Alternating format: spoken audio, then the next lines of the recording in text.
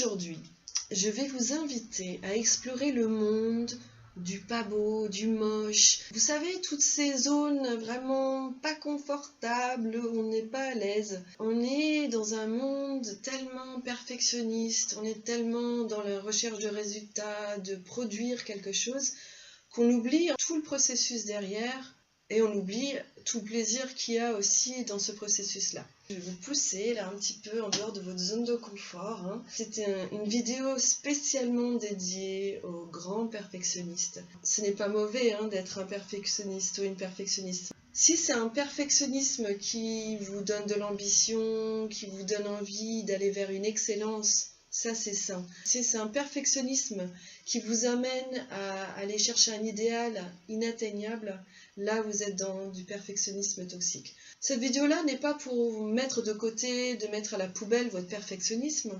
Au contraire, c'est de vous enlever la partie toxique et garder que le bon.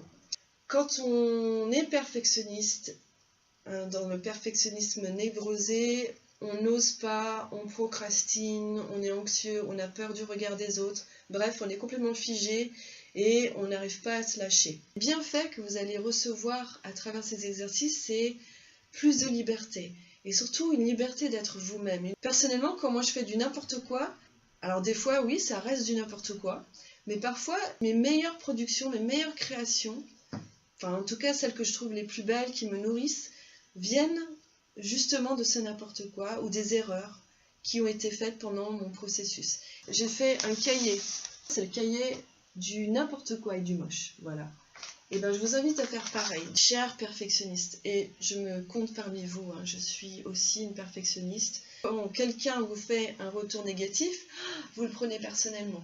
Du coup, là, c'est un perfectionnisme toxique parce que vous n'arrivez pas à vous détacher de vos actes, de ce que vous produisez, de vos performances, de vous-même. Peut-être que mon travail était moyen, mais ça ne veut pas dire que je suis quelqu'un qui n'est pas bien. La deuxième chose, c'est le tout ou rien. Chez le perfectionniste, soit c'est génial, mais ça c'est rare. Ou soit s'il y a un détail qui ne va pas, c'est vraiment nul. Il faut apprendre à avoir un regard équilibré, à voir ce qui est bon, ce qui est moins bon. Et dans ce qui est moins bon, qu'est-ce qui peut être amélioré pour la prochaine fois? Alors maintenant, passons aux choses sérieuses. Je vous invite à appuyer sur pause et d'aller faire un petit tour de votre maison ou de l'endroit où vous êtes et de glaner des choses. Vous avez du matériel mais que vous n'utilisez jamais, c'est l'occasion. Ou du matériel que vous avez acheté qui est un petit peu cher et que vous n'osez pas utiliser parce que vous attendez le bon moment, et bien là c'est le bon moment. Donc, si vous n'avez pas beaucoup de matériel artistique ou créatif, vous pouvez prendre un magazine, prenez des choses un peu improbables, un sachet de thé, le marc de café de ce matin, des feuilles dans votre jardin. C'est bon, vous avez fait de bonnes récoltes. Le premier exercice qu'on va faire, ça va être avec 2 crayons. Prenez vos 2 crayons et on ferme les yeux et on va faire un gribouillis. C'est pas forcément confortable de ne pas voir, mais au moins on peut se lancer.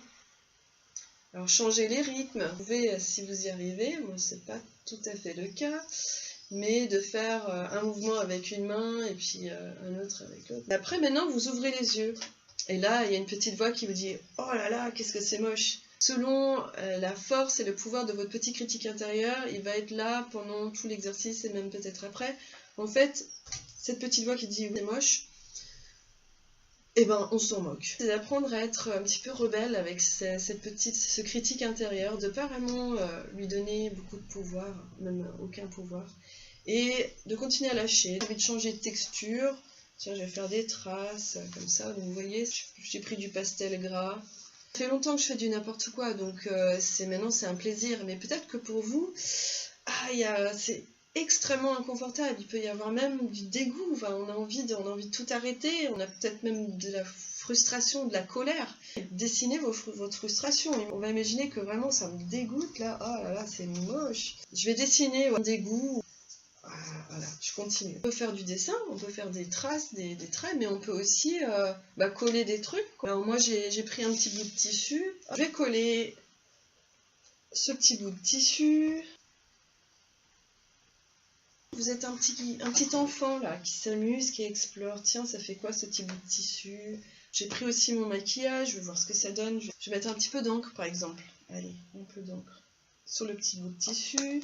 On peut même patauger dedans. Ça fait des effets bizarres et rigolos. Ce qui est génial quand on fait du n'importe quoi, c'est qu'on fait des découvertes, des techniques, des textures. C'est là en fait où on peut être extrêmement surpris de ce qui peut sortir et c'est là qu'on invente de nouvelles choses.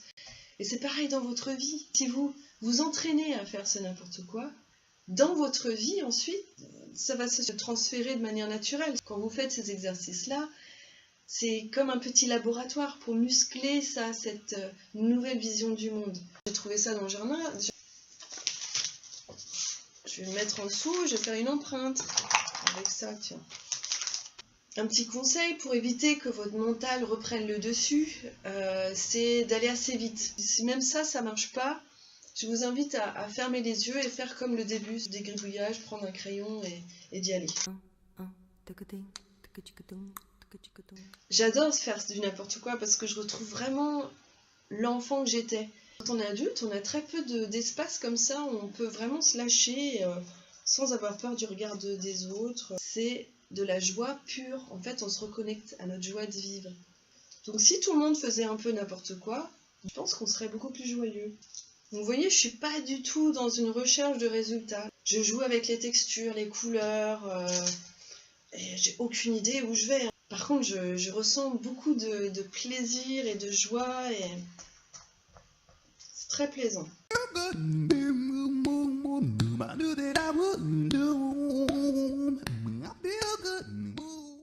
Surtout, ne lâchez pas l'affaire.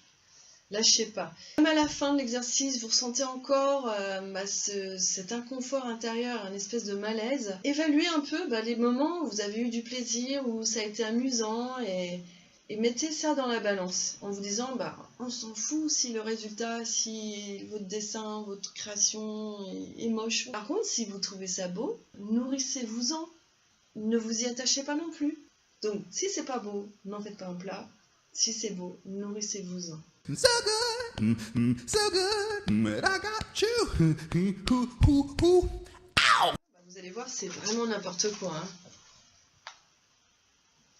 Mais j'ai adoré faire. Je vous souhaite d'être rebelle avec votre petit critique intérieur et de changer votre regard sur les choses, d'être dans le plaisir de faire et pas d'être obnubilé par le résultat. J'espère que cette vidéo vous a inspiré et vous donne envie de faire un petit peu du n'importe quoi tous les jours. Donc, achetez votre petit cahier. Je vous embrasse très fort et je vous dis à une prochaine. À bientôt.